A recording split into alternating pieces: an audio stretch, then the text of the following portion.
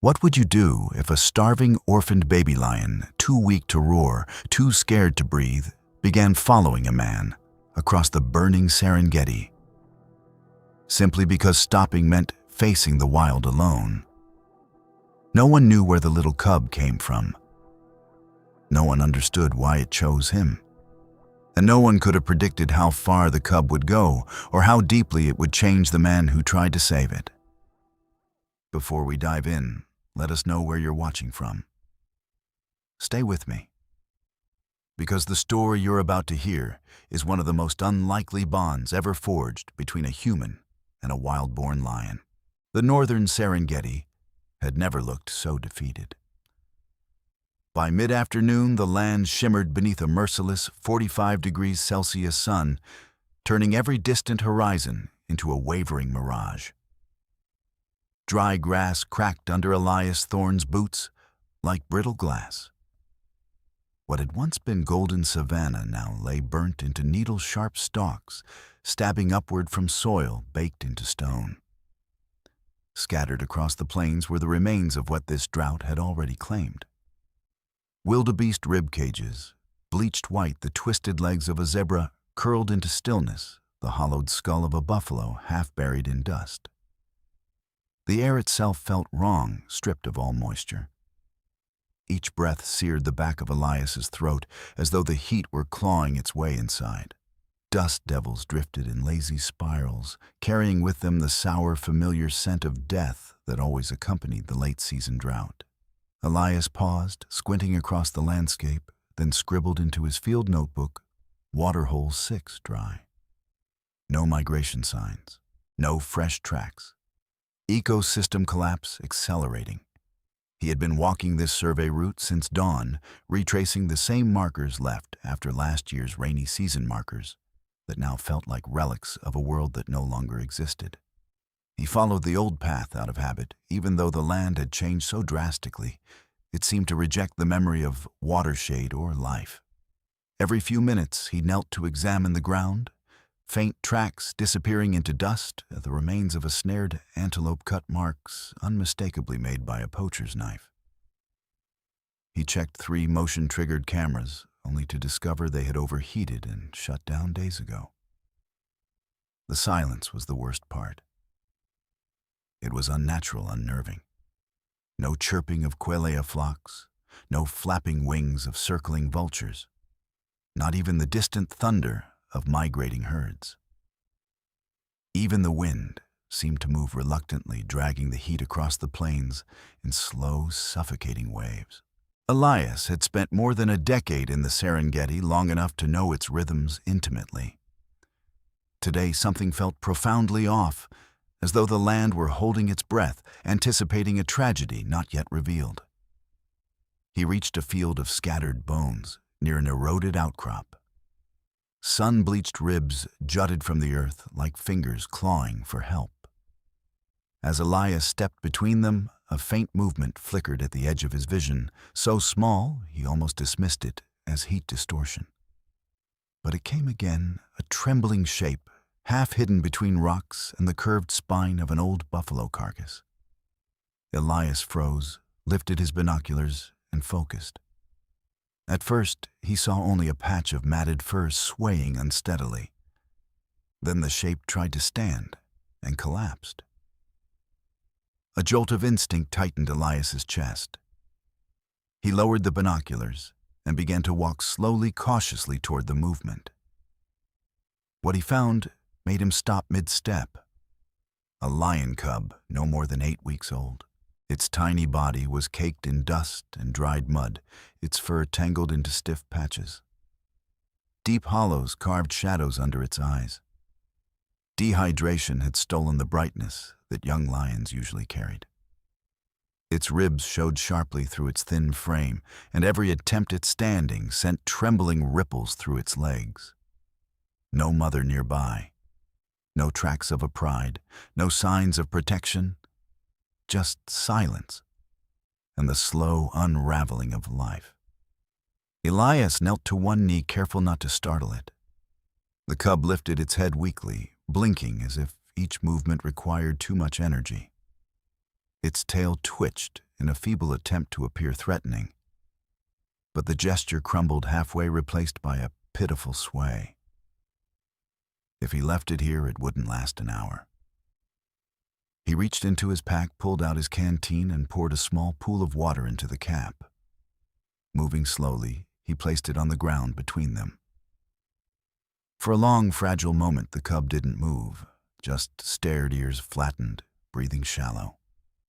Then survival overpowered fear. The cub lurched forward, burying its tiny muzzle into the water. Droplets spilled down its chin as it drank with desperate, frantic gulps. Its whole body shook, whether from exhaustion or relief, Elias couldn't tell. When it finished, it looked up at him, not with aggression, not even caution, but something startlingly close to hope. It stepped closer, so close that its tiny body brushed against his boot. The contact surprised Elias. Lions, even cubs, rarely approached humans without hesitation. But this one seemed to lean on him, as though any separation might cause it to collapse again. A knot formed in Elias's stomach. His training years of strict conservation rules told him to document the sighting, keep distance, and move on. Human intervention was to be avoided unless absolutely necessary. Hand-rearing a predator was dangerous, unnatural, and discouraged for countless reasons. A lion raised by humans could become a threat later. It might imprint and never reintegrate into wild society. But this cub wasn't a threat. It wasn't even a lion in the way the law imagined. It was just a starving child of the savannah holding on to life by the thinnest thread. Elias exhaled slowly. He remembered the cubs he'd found in past seasons, little bodies curled by dry riverbeds, victims of drought or poachers. He remembered feeling helpless, then wishing he had arrived just a few hours earlier. This time, he was here. He could do something. Still kneeling, he stood as if to step away, just to test how the cub would react. The cub immediately dragged its trembling body across the dust and pressed its head against his ankle. A soft, broken sound escaped its throat. Not a growl, not a cry, a plea. Elias swallowed hard. That sound made the choice for him. He crouched and whispered, "All right, little one. You're coming with me." The cub, though it could not understand the words, seemed to relax its tiny shoulders, dropping as though relieved. The walk back to camp was 15 kilometers. Under normal conditions, Elias would manage it easily. But this time, every step carried weight. The cub followed 3 meters behind, always the same distance, close enough to feel safe, far enough to react if danger approached. Every time Elias paused to check his map, the cub froze tail tucked, scanning the plains. Once a silhouette moved in the distance, a hyena cresting a ridge. The cub shrank backward, eyes wide with primal terror. Elias clapped loudly, stepping between them until the hyena veered away. The message was clear. If Elias stopped, the cub stopped living. By the time the sun lowered, painting the sky in smears of orange and red, Elias's camp appeared on the horizon. The cub staggered behind him, stumbling more frequently now, but refusing to give up.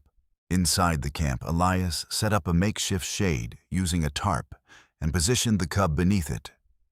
He mixed electrolytes into a bottle cap and let the cub drink slowly to avoid shock. Then he warmed a small portion of soft food and fed it by hand, tiny bite by tiny bite. The cub ate until it simply couldn't anymore. Exhausted, it curled a few feet away from Elias, breathing unevenly. Night dropped quickly across the Serengeti, bringing a surprising chill after the day's scorching heat. A branch snapped somewhere beyond the tents. The cub's head jerked up, ears alert, but immediately it looked toward Elias. Only when he whispered, "It's all right," did the cub lay its head down again. Toward dawn, it edged closer, inch by inch, until its small head rested beside his boot. Elias felt a strange ache in his chest. This wasn't typical affection. This was imprinting a rare, powerful instinct, where an orphaned creature attaches itself to the first being that makes it feel safe. In most species, it was a survival strategy. But for a predator like a lion, it meant complications beyond measure. If he wasn't careful, the cub would see him not as a rescuer, but as its world. When the sun rose, Elias stepped outside his tent and stretched. The cub followed immediately, staying within arm's reach. It had no hesitation, no fear, only trust. Elias knew what he had to do next. With a heavy breath, he reached for his satellite phone and contacted the Predator Rehabilitation Center. "Dr. Amani, it's Elias Thorne. I've got a situation." He described the cub's condition, hydration level, neurological responses, and its worrying behavioral attachment. He sent photos and short videos. On the other end, Dr. Amani remained silent until the final clip, the one of the cub trailing Elias so closely it nearly stepped on his heels. Finally, the doctor spoke. "It's imprinted on you," she said softly. "That bond is deep, and breaking it will be painful for both of you." Elias looked at the cub curled against his boot and felt the truth settle heavily. The real journey wasn't rescuing it from the drought. The real journey would be learning how to let it go. And this was only the beginning. Do you think the little lion can truly grow up in peace? Or will the wild test him again? If you were Elias, would you have saved him knowing how hard it would be to let him go? Tell us what you think in the comments, and don't forget to subscribe before we step into the most powerful part of this story. The next day arrived heavier than the one before, as if the Serengeti itself knew what was coming. By noon, heat shimmered off the dust outside Elias's camp. He was adjusting the tarp shading the little lion when the distant growl of an engine cut across the still air. A land cruiser. Government issue. Whoever it was, they were coming fast. Elias wiped his brow and exhaled sharply. The center must have contacted the nearest ranger station. But he hadn't expected them to arrive this soon.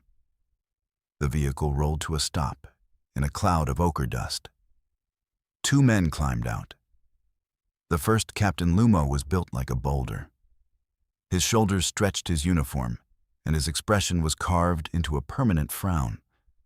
The second ranger, Seifu, was younger, leaner, and moved with the alertness of someone who expected danger in every shadow. His hand hovered uncomfortably close to the strap of his holstered weapon. "Good afternoon, Thorne," Captain Lumo said, his voice low and resonant. "We received your report. We're here to assess the situation."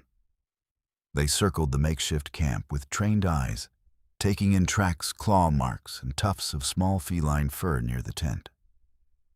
Seifu crouched to examine a soft print in the dust. "Lion cub," he muttered. "Very young." Elias nodded and handed over the photos he'd taken along with hydration logs and behavioral notes. "He wandered into my survey zone alone, severely dehydrated. Couldn't walk straight. If I hadn't intervened, we'll determine that Lumo interrupted." His tone wasn't hostile, merely procedural. He motioned toward the tent. "Please step aside so we may inspect the animal." Before Elias could respond, a soft trembling sound came from inside the shade tarp. A frightened, questioning meow, but deeper, rougher. A lion's attempt at a cub's cry. "Keto." The little cub poked his head from under the tarp flap, eyes wide, ears flattened in fear. The moment he saw the unfamiliar men, panic overtook him. He scrambled forward and pressed himself behind Elias's legs, tiny body quivering. Seifu stiffened, hand snapping to his gun. Elias raised his palm immediately. He's scared, not dangerous. But even Lumo looked unsettled. A lion cub seeking protection from a human rather than threatening one, that wasn't normal behavior. Not even close. Keto pressed so tightly against Elias that the man felt each tremor ripple through him. Elias rested a hand gently on the cub's head, murmuring, "Easy, boy. It's all right." The reassurance calmed Keto slightly, but his gaze never left the strangers. Lumo exchanged a weighted look with Sefu, then opened a folder he'd been carrying.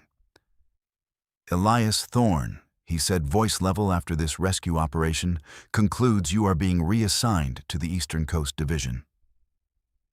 The word struck him like a physical blow. Reassigned now. Elias stepped forward, instinctively shielding Keto. "That's hundreds of kilometers away. I won't be able to stay involved with his case. Why move me now, no mas?" Lumo corrected calmly. "After the cub is transferred to the rehabilitation team, we're short on personnel here. Anti-poaching requires rotation, orders from above. No exceptions." No exceptions. The phrase reverberated inside Elias's mind. He looked down at Keto, whose small body was pressed firmly against his ankle. The cub sensed something was wrong. His breaths grew quick, shallow. His chest expanded and deflated visibly under Elias's touch. He's already terrified, Elias thought. If I disappear too, it would break the little creature. As if confirming that fear, Keto whimpered softly and leaned even harder against his leg.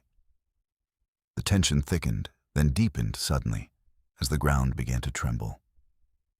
A faint vibration at first, then a pulsing rumble, and then whop, whop, whop, whop, the unmistakable sound of helicopter blades slicing the sky. Keto's reaction was immediate and violent. His ears shot up, his pupils dilated, his tiny frame crouched as if the earth beneath him were falling apart. The Skylift Wildlife Team helicopter swept into view, propelling a storm of dust across the camp as it landed. The storm swallowed them sand-stinging skin wind, ripping at shirts and tarps. Keto panicked, stumbling backward, then forward, then finally darting straight toward Elias. When the dust storm faded slightly, 3 rescue workers stepped down from the helicopter, helmets, gloves, tranquilizer gear, and a reinforced transport cage in tow. Keto bolted toward Elias with utter desperation. He rammed his small head against the man's stomach and dug his tiny claws into Elias's shirt, clinging to him like a drowning child. The cub let out a sound half-groan, half-growl, so fragile and broken that even the seasoned rescue workers hesitated. "It's all right," Elias whispered, dropping to his knees. He wrapped his arms around the trembling body. "Keto, breathe. I'm here." The rescue workers exchanged quiet looks, none wanting to interrupt. Finally, the lead rescuer stepped forward. "We need to prepare him for transport." Elias nodded, but didn't let go of Keto. Instead, he pulled the cub close until they were face to face. "Keto," Elias whispered, voice cracking. "Listen to me. You're going to be safe. They're going to take care of you. You're strong. You can do this." The cub pressed his face into Elias's chest, his breath shuddering. He didn't understand the words, but he understood the tone, the sadness, the finality. The workers approached slowly, gently, respectfully. Elias kept his hands on Keto's shoulders as they reached in with a soft restraint loop. The moment the rope touched him, Keto jerked, body twisting in a last attempt at escape, but exhaustion stole his strength and he stumbled. "It's okay. I'm right here," Elias murmured again. With care, the team lifted the cub and placed him into the transport carrier. The metal door swung shut with a cold, echoing clank that cut through Elias more sharply than any blade. Keto lunged at the door, thrusting his paws through the gaps, reaching toward Elias's outstretched hand. His eyes were wild confusion, fear, betrayal, all tangled together. "Elias," the lead rescuer said quietly, "we have to go." The helicopter's engine roared back to life. Dust swirled. The carrier was latched securely into place. As the aircraft lifted, Keto cried out a thin, cracked sound that barely carried over the churning blades. But Elias heard it. He heard the fear, the hurt, the loneliness. He stood motionless, boots rooted in red earth, watching until the helicopter shrank into a dark speck against a blistering sky. And then it was gone, taking the little cub's voice and a piece of Elias's heart with it. When the last echo faded, the savannah fell into a silence so absolute it pressed against Elias's ribs. No soft footfalls beside him. No curious amber eyes watching his movements. No warm weight curled near his boot. The camp felt hollow, incomplete. For the rest of the day, Elias moved in a daze, packing gear, cleaning tools, dismantling the tarp. But every task felt wrong, as if he were erasing the only traces of a bond he hadn't expected and wasn't ready to lose. That night, as he sat alone beside the dying campfire, his satellite phone buzzed. He answered immediately. "Elias, it's Amani." Her voice was tight, worried. "Keto arrived safely. Physically, he's stable, but he refuses food. He won't respond to the caretakers. He just curls into a corner and stares at the wall." Elias closed his eyes. Amani continued. "If this continues, he'll deteriorate. The separation hit him harder than we anticipated." "I did this," Elias whispered. "No," Amani replied firmly. "You saved him. He wouldn't have survived the drought.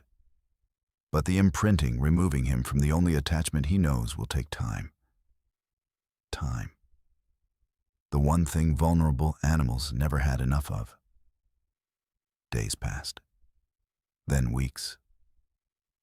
Every morning, Elias woke expecting to hear the tiny rustling of paws near his cot. And every morning, the silence hit him anew. He walked past the spot where Keto had followed him for the first time. Past the shade tarp where the cub had slept. None of it felt real anymore. Was he wrong to intervene? Had saving Keto only created a deeper suffering? The guilt gnawed at him. Nearly 3 months later, long after he'd been reassigned and relocated, his satellite phone rang at dawn. Amani's voice carried a tremor of relief this time. "He's eating again. Slowly. But he is. His weight is improving." However, Elias's shoulders tensed. Emotionally, he's withdrawn. He avoids the other cubs, rarely plays. He startles at unfamiliar male voices, except those with a tone similar to yours. "Elias, he remembers you." Silence filled the space between them. Then Amani said the words that would change everything. "We believe your presence could help him transition, help him attach to the others, instead of clinging to the bond he lost. Will you come?" There was no hesitation, not even a heartbeat of doubt. "Yes," Elias said. "Tell me what I need to do." Within hours, he filed for emergency reassignment. Approval came the same day. He packed, quickly locked his empty station, and climbed into the transport truck waiting outside. As the vehicle pulled away, Elias looked once more at the vast Serengeti stretching into the distance. The land that had nearly taken a little lion's life and had somehow given Elias's life deeper meaning. He tightened his grip on the steering handle, eyes steady. He had saved Keto once. Now he would help him live. And whatever it took, he would not let the cub face the world alone again. The gates of the Predator Rehabilitation Center rose from the plains like a fortified oasis, tall fences, naturalistic enclosures, and patches of recreated savanna stretching into the distance. Elias's truck rumbled to a stop before the entrance dust, settling slowly around the tires. He took a breath, steadying himself. 3 months of waiting, guilt, and wondering had all brought him here. Dr. Amani greeted him with a somber nod. "You're just in time," she said gently. "Before we let you see him directly, you need to watch from observation. We have to study his baseline behavior first. Elias followed her into a dimly lit corridor, lined with one-way glass. Behind the glass lay a sandy enclosure dotted with logs, rocks, and sparse shade. In one far corner, curled tightly into himself, was Keto. The little lion looked different, bigger, yes, but also smaller somehow. There was a heaviness in the way he held his head down, ears drooping lifelessly against his skull. When a caretaker set down a bowl of food a few meters away, Keto only glanced up, blinked once, and turned his face away again. No curiosity, no spark, just resignation. Elias felt something twist sharply in his chest. "That's not the same cub I brought in," he whispered. "No," Amani agreed softly.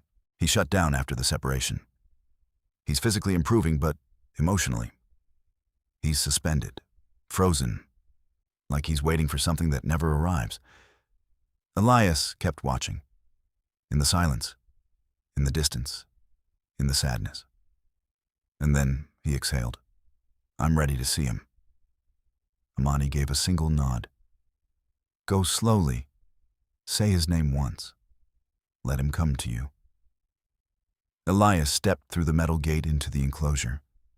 The moment it clicked shut behind him, he felt the weight of the savannah settle around him, dry earth, faint echoes of distant animals, and the smell of sun-warmed dust. He took a few more steps, then stopped. "Keto," he called softly. He barely finished the name. Keto's ears snapped upright. His head jerked toward Elias with such force that dust puffed beneath his chin. For a heartbeat, the cub didn't move, didn't breathe. Then the world broke open. Keto launched forward, sand flying from beneath his paws. His run was uneven at first, a mix of cub enthusiasm and adolescent weight. But his speed grew with every stride. "Hey, boy." "Hey," Elias murmured, but his voice cracked on the second word as emotion seized him. Keto barreled into him, not hard enough to knock him down, but with unmistakable urgency, as if afraid Elias might vanish if he didn't make contact fast enough. The cub pressed his head against Elias's thigh, then his chest rumbling a soft, frantic sound. Not quite a purr, not quite a cry, something raw and relieved. Elias dropped to his knees and wrapped his arms around the growing lion, burying his face in Keto's dusty mane. "I'm here," he whispered. "I'm here, Keto. I'm not gone. I didn't forget you." Through the observation window, the staff stood in stunned silence. They had never seen Keto greet anyone, not with more than a wary look. This was different. This was reunion, recognition, love. The change in Keto was immediate. That evening, he ate an entire portion of raw meat without hesitation. He followed Elias around the enclosure like a shadow, nudging his hand periodically as if checking that Elias was real. His eyes were brighter, more alert. When he lay down, it wasn't curled into himself, but sprawled on his side body, relaxed, for the first time in months. Dr. Amani scribbled rapidly in her notes. "His behavioral response is extraordinary," she said. "But it also confirms something important: the bond remains strong. Our job now is to shift that bond outward, toward his own species." Elias watched Keto settle beside his boots, head resting lightly against his ankle. "Tell me what I need to do," he said. The next morning, Elias began his training. Distance, the head trainer instructed. Gradual, controlled, necessary. Instead of staying near Keto constantly, Elias had to remain several feet away, letting the cub walk independently, explore independently, and decide independently. He was allowed to speak softly to Keto, but not to touch him, unless comforting was absolutely required. Every instinct in Elias rebelled against this. Each time Keto looked back at him with questioning eyes, Elias had to resist kneeling, reaching out, reassuring him. But he reminded himself, if Keto stays bonded to me, he'll never be free. And freedom was the point of all this, of the rescue, the care, the sacrifice. Slowly, over days, the distance training began to work. Keto walked ahead more often, glancing back only occasionally. He sniffed trees, pounced at insects, and even ignored Elias for short stretches at a time. The next stage arrived quickly. "We start hunting practice tomorrow," the trainer announced. The following morning, the team introduced Keto to a series of exercises, moving lures, antelope-shaped dummies dragged on pulleys, scent trails laid out across the artificial savanna. At first, Keto was clumsy. He pounced too early, missed his turns, overshot distances, even tripped over his own paws once. But lions are born hunters, and it didn't take long. Soon he began lowering his body naturally, shoulders rolling silently as he stalked. His steps became precise, his leaps more controlled. His instincts were awakening instincts no human could ever teach him. From a distance, Elias watched with conflicting emotions, pride at the lion Keto was becoming, and sorrow at the distance widening between them. He understood. He welcomed it. But some part of him still ached. After 2 weeks, Keto was ready for the next step, socialization. Elias led him toward the nursery enclosure where other orphaned lions lived. As they approached the fenced border, Keto stopped, his nostrils flared. His tail stiffened with a mixture of uncertainty and curiosity. "It's okay," Elias murmured. "These are your people." Inside the enclosure, several young lions lounged in patches of shade. One of them, a sandy-furred female named Naira, about 8 months old, lifted her head and watched with calm intelligence. "Naira is our most balanced cub," Amani explained. "If anyone can connect with Keto, it's her." The gate opened. Naira walked forward, slow and deliberate, lowering her head in a non-threatening gesture. Keto stepped back instinctively, but didn't flee. Naira leaned in, touching her nose gently to his. Keto hesitated, then returned the touch. It was the first sign of acceptance. The following days felt like watching a world unfold. Keto began playing a soft wrestle here, a friendly chase there. He practiced social signals, a low-pitched greeting, hum a roll onto one shoulder to show non-aggression, a playful swipe that never made full contact. Naira, surprisingly patient, tolerated his awkward attempts and guided him through each interaction. A week later, Elias saw something that made his throat close. Keto tore a piece of meat from the feeding station, walked it over to Naira, and nudged it toward her. A gift, a bond, a step into lionhood. "He's learning what we can't teach," Elias whispered, "and what he must learn to survive." As Keto grew more confident, something else shifted too. He stopped trailing Elias everywhere. When Elias left the enclosure, Keto didn't panic. He simply watched, then returned to Naira and the others. Little by little, the center of his world shifted from the human who saved his life to the species he was born to be part of. Then came the most critical stage. Introduction to Pride of Dawn, a semi-wild lion pride living in a vast, heavily monitored reserve connected to the facility.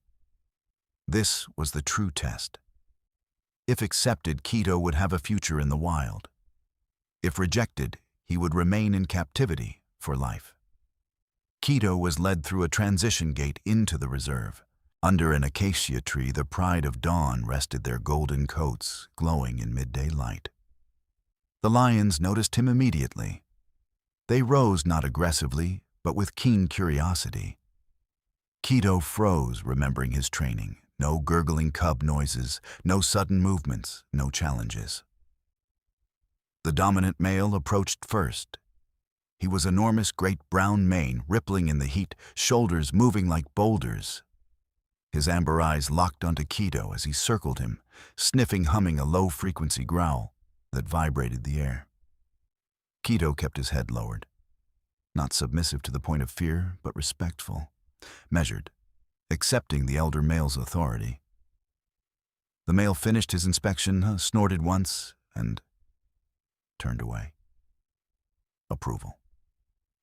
One of the lionesses brushed her tail lightly against Keto's leg as she walked past an invitation, and just like that, Keto stepped forward and joined the pride. From the observation tower, Elias watched the scene with a mixture of awe and heartbreak. Keto walked beside Naira, their pace synchronized. He matched the pride's rhythm, instinctively pausing when they paused, moving when they moved. He looked every bit a young lion, learning his place in a family far older and wiser than him. "He belongs," Elias whispered. He had never been more proud or more devastated. As the day faded into gold, the pride of dawn began moving westward toward a cluster of red earth hills. Sand kicked up behind their paws.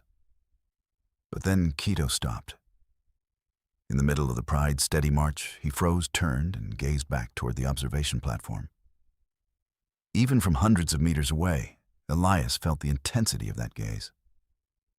They remained locked in silence. No roar, no cry, just a final acknowledgement, the closing of a chapter neither had wanted to end. Elias lifted a hand and nodded, voice carried only by wind. "Go on, little one. This is your world now." The breeze rustled his scarf, flicking it in a gentle motion as if echoing his farewell. Keto blinked once, turned, and ran to catch up with the pride. Within moments, his sandy body merged with the golden sea of lions. Together, they slipped behind the red hills, disappearing into dusk. Gone, but not lost. Never lost. On the drive back to his new assignment out east, Elias kept glancing at the horizon, the same horizon Keto now roamed. For the first time in months, the heaviness in his chest had softened. He understood something now, something that the savannah, the drought, the journey, and Keto himself had taught him. To love the wild is to save it, when you can release it, when you must, and trust that what you shared was enough. Keto had walked into his life, trembling, starving, desperate.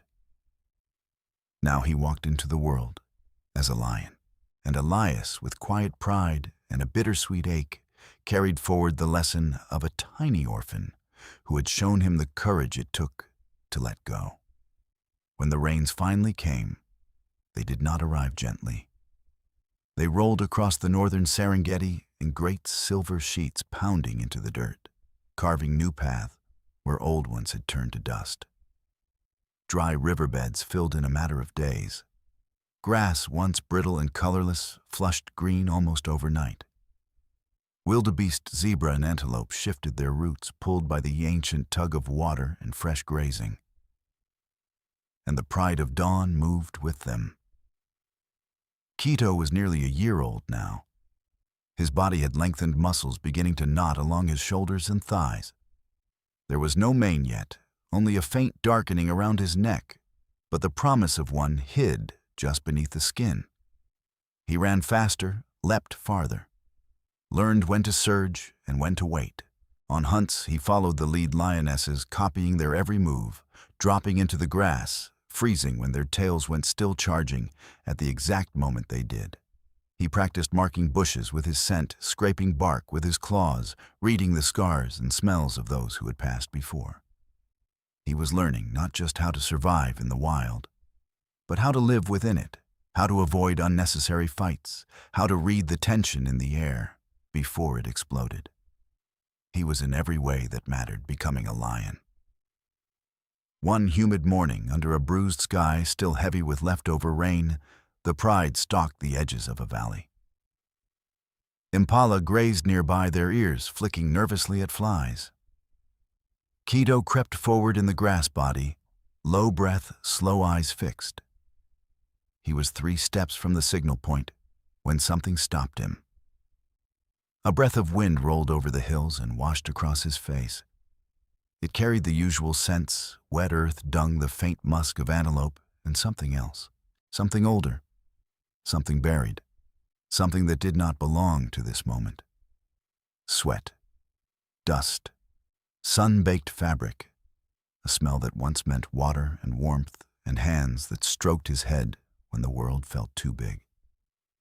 Keto froze. The lionesses moved a few more paces before realizing he wasn't beside them. One of them ears angled back, glanced toward him, and let out a quiet, rumbling call, half command, half question. But Keto barely heard her. He lifted his nose higher, inhaling deeply. The scent brushed his mind like a ghost, stirring memories not of hunts or fights or territory, but of tarp-shade soft voices and a man kneeling in the dust. Elias. The lioness called again, sharper this time. Keto glanced at her, then in the direction of the pride, then back toward where the wind had come from. The confusion on his face wasn't born from instinct or training. It came from somewhere deeper, where memory and emotion intertwined. The pride continued to stalk forward, drifting like a golden tide through the grass. Keto turned the other way. He slipped out of formation and padded uphill, ignoring the lioness's final warning growl. Soon the noises of the pride faded behind him, replaced by the hush of wet leaves and the soft slap of his paws against damp soil. He pushed through thorn bushes still dripping with last night's rain, their branches tugging at his fur. He nosed aside tall grass, followed invisible trails carved only by wind and time. The farther he went, the stronger the scent became. It clung to tree trunks, lingered faintly on rocks, mixed now with the metallic tang of machinery and wire. A wooden pole emerged from the ground ahead, crowned with insulators and silent lines stretching into the distance. The pole was anchored with metal cables sunk into concrete. Keto's heart thudded harder. He circled the pole twice, tracing every angle with his nose. His tail lifted slowly, then stiffened. His ears turned forward like cupped hands. Somewhere beyond this marker, a familiar presence moved through the grass. Elias Thorne walked the new migration corridor with a notebook in one hand and a GPS receiver in the other. His boots squelched faintly in the still soggy earth. The sky above was a dull, heavy gray, the kind that promised more rain by evening. He stopped near a cluster of shrubs, noting fresh hoofprints. Wildebeest. Good. It meant the corridor plan was working. The herds were finding the safe passage routes they designated away from poaching hotspots. He was about to move on when the hairs on the back of his neck rose. There was a sensation, subtle, primal, like being watched from just beyond the edge of certainty. Elias slowly raised his binoculars and turned in a slow arc. The grass moved in quiet ripples. No antelope, no zebra, no obvious shapes. Then between two acacias, a figure appeared. A young lion, taller than a cub, but not yet crowned with a full mane, stood in the open. His shoulders were strong, his chest broadening. His coat gleamed a rich, tawny gold, and his eyes, deep molten amber, were trained directly on Elias. Elias's breath left him in a harsh rush. "No," he whispered. "It can't be." But he knew. The set of the ears, the shape of the muzzle, a faint old scar on the right foreleg from a clumsy stumble in the rehab yard months ago. "Keto," he murmured. They stood like that for a while, man and lion, separated by 20 meters of wet grass and 1,000 unspoken memories. Keto walked forward slowly. His steps were measured, not the stumbling rush of a cub. His tail hung level, not tucked or wildly swinging. A low sound, more exhale than growl, vibrated in his chest, a soft, questioning hum. Elias did not raise his hands. He did not call. This time he let the choice belong entirely to Keto. Gently he lowered his head and pressed it gently. He lowered his head and pressed it against Elias's hand. The contact was brief but electric. Old sensations rushed back, the warmth of fur beneath his fingers, the trust in a small heartbeat pressed too close, the weight of a life once dependent on his every move. Elias swallowed hard. "Hey, boy," he whispered, voice thick. "Look at you." Quito leaned into the touch for a second more, rumbling softly. Then he stepped back, not clinging, not following, just acknowledging. He remembered. But he was not that helpless cub anymore. From somewhere far off, a lioness's call rolled across the plains, sharp and commanding. The pride of dawn was moving. They had noticed his absence. Quito turned his head, eyes scanning the direction of the sound. Then he looked back at Elias. The question lay between them, clear as day: do I stay or go? Elias gave him the answer, smiling, despite the burn in his eyes. "Go, boy," he said quietly. "You belong with them now?" Quito held his gaze one heartbeat longer. Then he turned and trotted away, movement smooth and sure. Within moments, he disappeared into the tall grass, swallowed by the rhythm of the wild he now called home. This time the parting did not tear. It completed something. The rains did not just bring life back. They brought danger with it. Where water gathered, animals gathered. And where animals gathered, men with guns followed. Poaching picked up in whispers, at first new boot prints. Along riverbanks, the sharp smell of gunpowder carried on the breeze, scattered reports of distant shots. By the time the anti-poaching units confirmed their suspicions, several carcasses had already appeared on their maps. Elias was sent to investigate a cluster of recent signs along a thicketed corridor. He wasn't alone this time. A young ranger named Barasa walked at his side, eager, sharp-eyed, but still new enough to the job that some of his movements were edged with uncertainty. "This way," Barasa said, pointing at a narrow game trail tunneling into dense brush. "There were reports of shots near here yesterday. The radio signal dropped around this point." They pushed deeper into the scrub. The air grew heavier, weighed down by moisture and suspicion. Elias bent to pick up something half buried in mud, a spent bullet casing, still faintly warm when he rolled it between his fingers. "They're close," he muttered. Static crackled in his radio. He tried to call it in, but the line warbled and broke. "Signal's shot," Barasa said. He gestured toward a stand of trees where several branches were snapped low. "Look at that. Tracks, too. More than one pair. They must be using this cover to move." They took another few careful steps. A quiet, mechanical click sounded beneath Barasa's boot. "Stop!" Elias shouted. But the wire was already pulled. A snare trap lashed upward, narrowly missing Barasa's leg and snapping around a nearby sapling instead. The tree jerked leaves, shaking violently. There was just enough time for Elias to register one thing. They had walked straight into an active kill zone. A shot rang out. The bullet slammed into a rock not far from Elias's head, chipping stone into his cheek. Another followed, this time closer. They were warning shots for now. "Run!" Elias yelled. They dove into the brush, weaving between thorn bushes and broken logs. Bullets tore through leaves above them. Barasa's foot slid on wet soil, sending him tumbling into a shallow ravine. "I'm fine," he gasped, wincing. Just stuck. Elias looked down, saw that Barasa's leg was wedged between roots. No immediate injury, but getting him out would take time they didn't have. More footsteps crashed through the foliage behind them. Elias made a choice. "Stay down," he hissed. "When you get free, circle back and call for backup. I'll lead them away." Before Barasa could argue, Elias was moving, crashing deeper into the brush, making as much noise as he could. The gunman followed. Shots chased him now, an earnest chipping bark, sending splinters into his arms. He ducked behind a large rock outcrop chest, heaving. He had no gun. This patrol was meant to be reconnaissance, not a confrontation. Boots sloshed closer through the mud. Voices, low amused, cut through the brush. "You shouldn't have come here alone." Ranger, one of them, called, his accent thick, his tone mocking.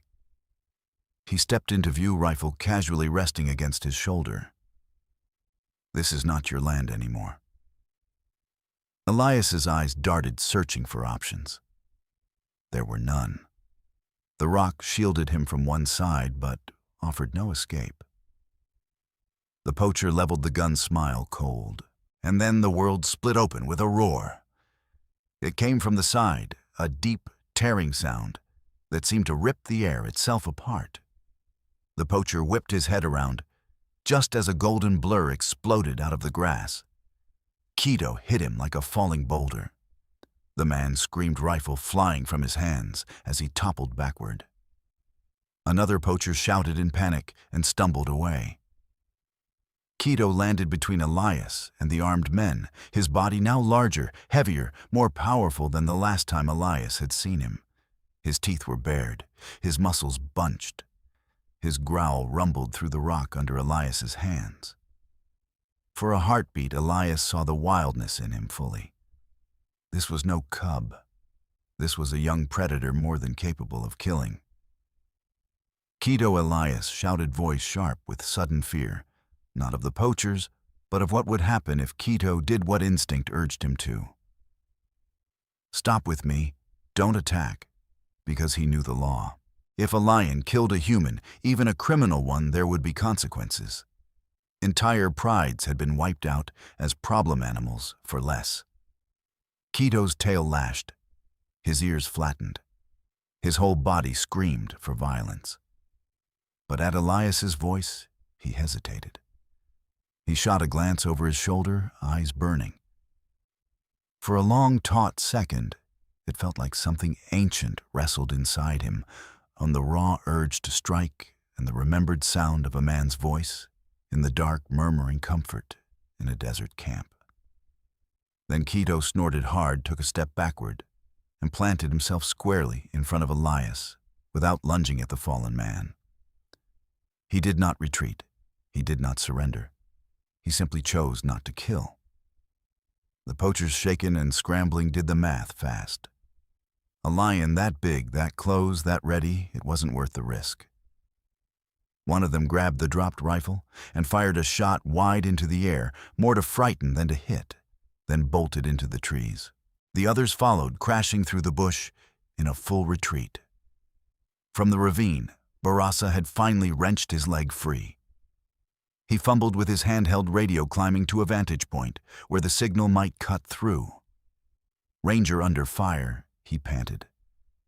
"Poachers in Sector 7B. Request immediate backup static." Then a clear reply. "Copy that. Units en route." Elias leaned a hand on the rock, breathing hard. Keto turned slowly, his gaze softening as he checked Elias from head to toe. For the first time since his charge, he made a small sound, a quiet huff, almost a question. "Are you hurt?" Elias shook his head and lifted a trembling hand to Keto's face. "I'm okay," he murmured. "You saved me, boy."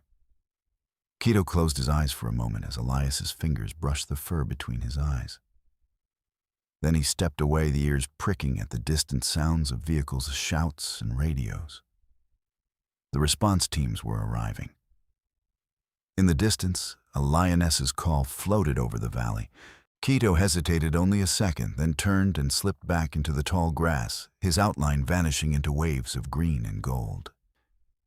He had not acted from helpless attachment this time.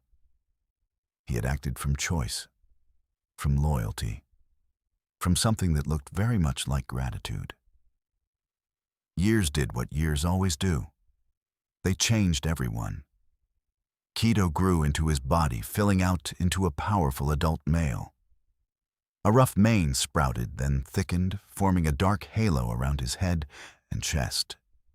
His stride became deliberate, his presence undeniable. Within the pride of dawn, the balance shifted. The old dominant male began to slow. His roars lost a fraction of their force. His reactions to threats lagged by a heartbeat. Keto, by contrast, only grew sharper. He watched more than he rushed, protected more than he provoked. He intervened when younger males fought too hard, splitting them with a stern growl. Lionesses watched him with measuring eyes.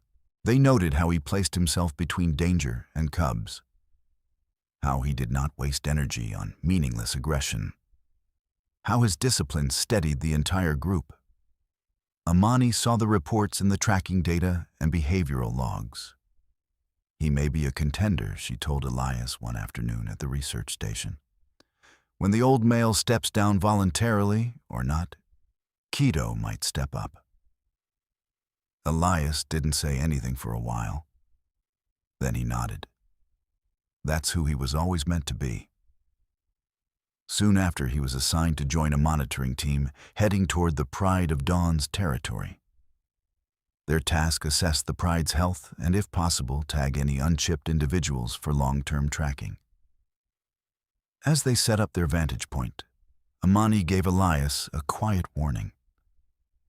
"Remember," she said, "Keto may not come to you now. He's not the cub you knew, and he's not the adolescent that saved you. He's a leader." "That changes things," I know, Elias replied. And he meant it. "I'm not here for him to come to me. I'm here to see who he became." From the ridge, they watched the pride below. Keto stood near the center, a tall, unmistakable figure. His mane caught the late afternoon light, revealing streaks of darker brown along the edges. He scanned the horizon, often ears constantly sampling the soundscape. Lions moved around him, naturally flowing in subtle arcs that acknowledged his presence. He looked, Elias thought, exactly like he belonged there. At some point, Keto's gaze lifted toward the ridge. His eyes narrowed slightly. He took a few steps closer to get a better angle. And he saw them. Or more accurately, he saw him. For several long seconds, Keto held Elias's gaze from a distance of perhaps 15 meters down and 100 meters across. He did not roar. He did not run toward him. He simply looked. There was recognition there, not the frantic, desperate recognition of a cub who had found his lost guardian, but the grounded acknowledgement of one adult recognizing another part of his story. Then from the far side of the valley, another roar rose. A rival pride had entered the edge of their territory. The Pride of Dawn stiffened. Lionesses clustered. Cubs were shepherded toward the center. Keto turned away from the ridge and walked forward, his body language transforming, no longer reminiscing, but commanding. The answering roars rolled like thunder. The rival pride approached their own males, calling back in a ritual of dominance and warning. Keto stepped up, positioning himself between his pride and the oncoming challengers. His chest expanded as he drew in breath, then released a roar so deep it trembled through the ground beneath Elias's boots. The competing male, a younger outsider, paced at the boundary, trying to pull Keto away, to isolate him with mocking snarls. Keto didn't take the bait. He stayed rooted, roaring back in rhythm, asserting presence without reckless charge. Lionesses gathered behind him, leaning subtly into his stance. They had chosen where their trust lay. After several minutes of this powerful wordless negotiation, the rival pride broke. Their calls softened, then faded as they turned back the way they had come, their challenge unanswered but not unmet. The valley sank back into relative quiet. The Pride of Dawn relaxed, tension melting from their shoulders. Keto stood in the center of them, breathing hard but steady. The lionesses brushed past him, some pausing to touch their flanks to his. A ceremony almost. No crown, but the closest thing a lion gets to one. When the moment settled, Keto lifted his head and looked back toward the ridge. Elias stood there, hands resting lightly on the railing, watching with an expression that was equal parts awe and peace. Keto did not move closer. He did not need to. His eyes said enough, you see me now, as I am, as I was meant to be. Elias felt the truth of it settle warmly in his chest. You've found your place, Keto, he said quietly, though the lion could not hear the words. You don't need me anymore. He turned away, then not with the sharp sting of loss, but with the gentle ache of completion. Down below, the pride of dawn began to move, gliding across the golden grass. Keto walked at the front, his mane catching the setting sun in a blaze of copper and amber. For an instant, it looked almost like a crown resting upon his head. The lion he had once carried in his arms as a fragile, starving cub now walked the savannah as a protector, a leader, a true son of the wild. And somewhere inside that powerful frame, in a place memory never fully lets go of, there would always remain the imprint of a man who had taught him to live and had loved him enough to let him go. Thank you so much for staying with this journey from a fragile cub to a true king of the wild. If this story touched your heart, please subscribe to the channel and join our growing community. Your support helps us share more powerful stories of courage, loyalty, and hope.